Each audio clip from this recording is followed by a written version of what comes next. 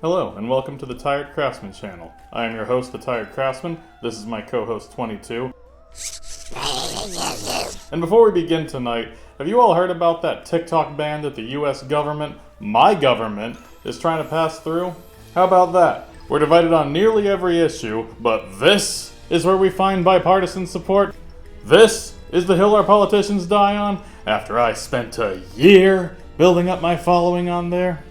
And at the same time, coincidentally, Meta announces they're going to put a pause on their Reels Play bonus programs.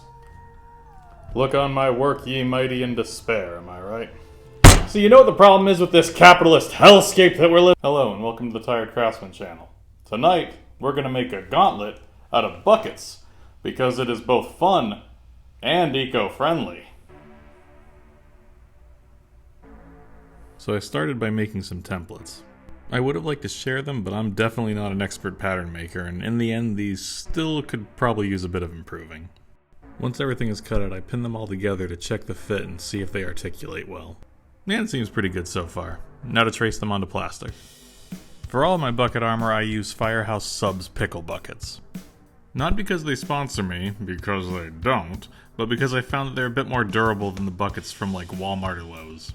To cut the pieces out, I'm going to use these old scissors from a kitchen knife set. Shears or tin snips would likely work just as well, if not better, but I cannot personally attest to that. I can only speculate. But they probably would. Also, when I thought the camera was rolling, I cut out a bunch of finger pieces from PVC pipe. Now, unfortunately, each of these pieces needs a hole drilled into it, so to cut down on the time it's going to take to do that, I stack a bunch together and try to line it up and drill a straight hole that'll be in roughly the same spot on each. And I might have tried too many at once with that first attempt, so for the rest I just did about 4 at a time, and that was much more manageable. Then while I had the drill out, I drilled out all the holes that I was going to need in all the hand and wrist pieces. Oh, and also I cut these off screen, but here's the parts for the forearm. Then to shape the pieces, I go over them lightly with a heat gun in the spots that I want to curve and bend.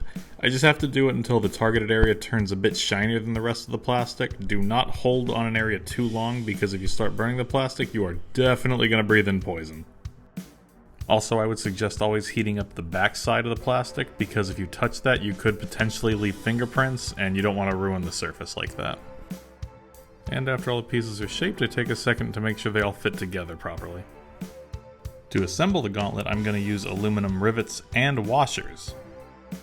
I would always recommend using aluminum rivets when working with plastic like this, because steel rivets can pinch a little too hard and cause the plastic around them to warp sometimes. Also, you may have noticed that on the screen I'm giving you a crash course on how to fasten things with rivets using a rivet gun. Just seemed easier to show you than to try to explain it. And now that you're a riveting pro, we can just speed through the rest of this part.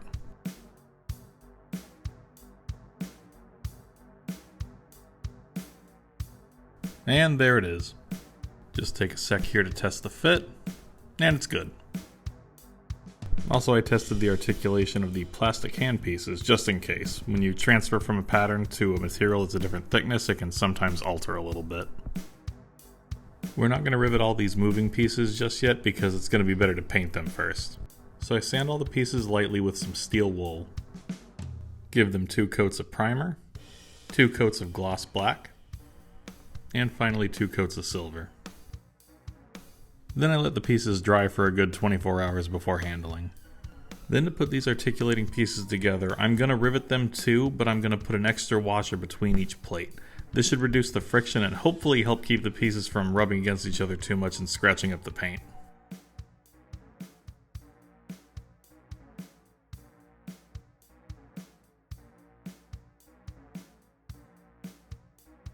And the pieces seem to move together pretty smoothly.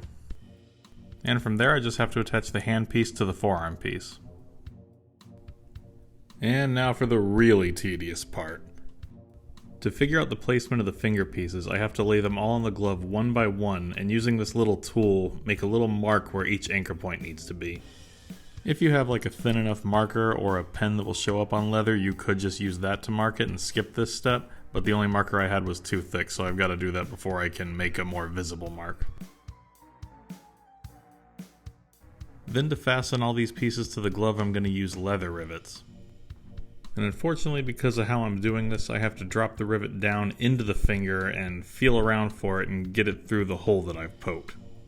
There's got to be a better way to describe that, but what that way is, I'm sure I don't know. Anyway, once it's through, I put the finger plate on and then the other part of the rivet and hammer it all down. And I repeat this step many, many, many times. And finally, at the end of my suffering, it looks like this. And then all that's left to do is to fasten the glove into the armor. So I put another leather rivet on each side of the top of the hand, and another through the glove and the armor near the wrist on the bottom. And that's it, we're all done.